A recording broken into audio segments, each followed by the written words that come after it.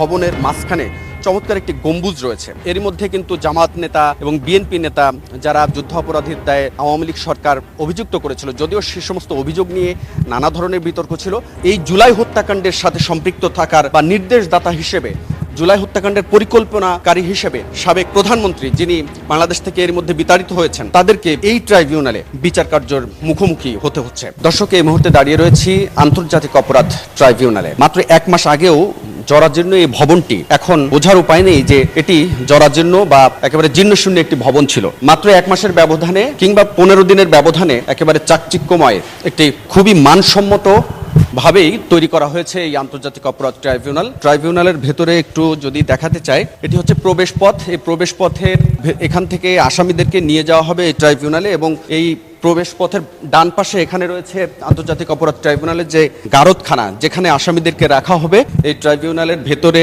যদিও chief prosecutor আগে থেকে বলেছিলেন যে যেহেতু আন্তর্জাতিক অপরাধ ট্রাইব্যুনাল, সুতরাং এই ট্রাইব্যুনালের যাবতীয় কার্যক্রম বা এখানকার ব্যবস্থাপনা যেন আন্তর্জাতিক মানসম্মত হয়, সেই ব্যবস্থাটাই এখানে তৈরি করা হবে।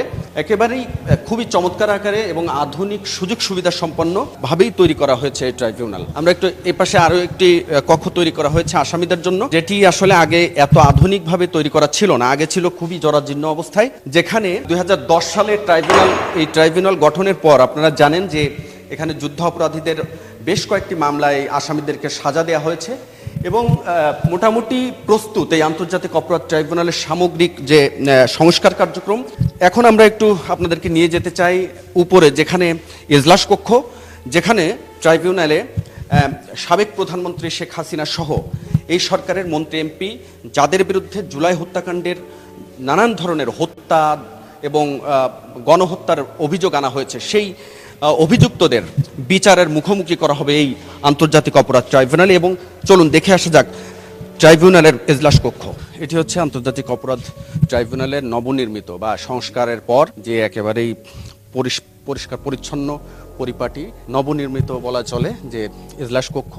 এখানেই জুলাই হত্যাকাণ্ডের আসামি যাদেরকে করা হয়েছে, প্রায় শতাধিক মামলায় আন্তর্জাতিক অপরাধ ট্রাইব্যুনালে এরই মধ্যে দাখিল করা হয়েছে ভুক্তভোগী পরিবারগুলো। এছাড়াও জুলাই হত্যাকাণ্ড ছাড়াও কিন্তু বিভিন্ন সময় আওয়ামী লীগ আমলে যে সমস্ত হত্যা গুমের ঘটনাগুলো ঘটেছিল, সেই সমস্ত ঘটনার অভিযোগও এই ট্রাইব্যুনালে দাখিল হয়েছে। তো এই সমস্ত অভিযোগের বিচার কার্য এখানেই সম্পন্ন করা হবে। আপনারা জানেন যে মাত্র 1 মাস আগেই এই আন্তর্জাতিক অপরাধ ট্রাইব্যুনালের চেয়ারম্যান সহ 3 জন বিচারপতি নিয়োগ হয়েছে, এবং তাদের একটি বেঞ্চে এখন প্রাথমিক যে কার্যক্রম, বিচারিক কার্যক্রম, সেটি শুরু হয়েছে। এরপর যদি প্রয়োজন হয় আরও বেঞ্চের সংখ্যা বাড়ানো হবে বলে জানিয়েছেন চিফ প্রসিকিউটর। তো আজকে যে বিষয়টি আমরা আপনাদেরকে দেখাতে চাই, কতটা আন্তর্জাতিক স্ট্যান্ডার্ড মেনটেন করে এই ট্রাইব্যুনাল গঠন করা হয়েছে বা এই ট্রাইব্যুনালের যে স্ট্রাকচার সেটি তৈরি করা হয়েছে।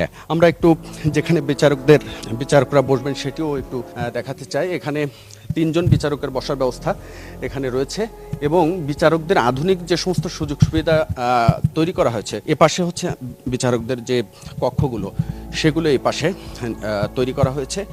এখান থেকে বিচারকরা এই এজলাসের তাদের যে বসার স্থান, একেবারে এক পাশে আসামিদের দাঁড়ানোর জায়গা, তাদেরকে জেরা করার স্থান, অন্যদিকে যারা আইনজীবী বসবেন সামনের সেই বেঞ্চগুলো, এদিকে কিন্তু বিচারকদের বসার জন্য বেশ চমৎকারভাবে ইন্টেরিয়র ডিজাইন তৈরি করে এখানে খুব চমৎকারভাবে এই কক্ষগুলো নির্মাণ করা হয়েছে।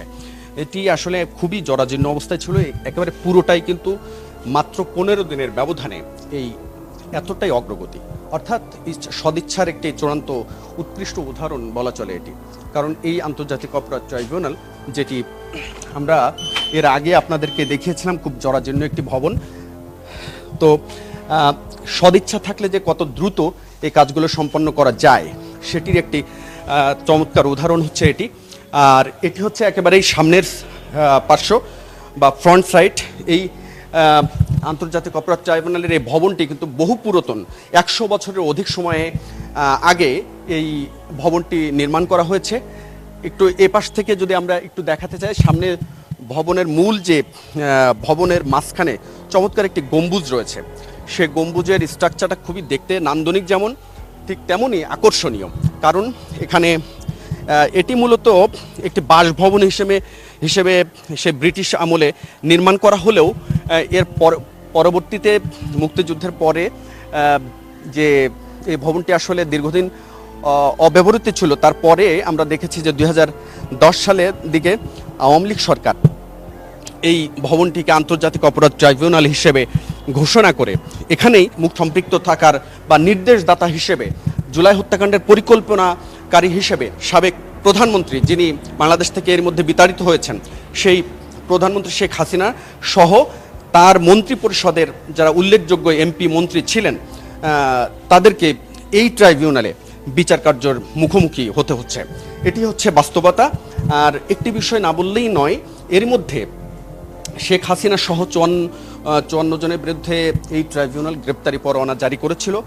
যদিও শেখ হাসিনা সহ তার মন্ত্রী পরিষদের বেশ কয়েকজন পলাতক রয়েছেন, তবে এর মধ্যে কিন্তু 14 জন যারা গ্রেপ্তার রয়েছেন সেই 14 জনকে আগামীকাল এই ট্রাইব্যুনালে হাজির করা হবে এবং এই ট্রাইব্যুনালে হাজির করার পর তাদেরকে বিচারের মুখোমুখি প্রথম দিনের যে কার্যক্রম বিচারের বলা চলে যে আসামিদের উপস্থিতিতে সেটি কালকে শুরু হতে যাচ্ছে। তো